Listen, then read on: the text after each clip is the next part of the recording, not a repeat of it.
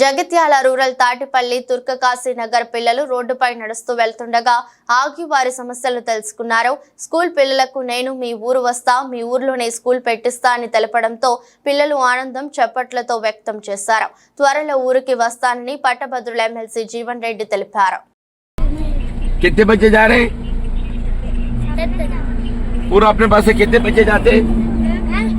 पूरे अपने पास से कितने बच्चे जाते हैं?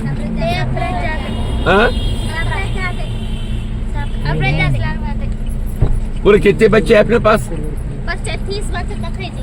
30 अपने पास नहीं है? नहीं, हमारे पास नहीं है। क्यों वो तारीफ पे ले जाते हैं? हाँ,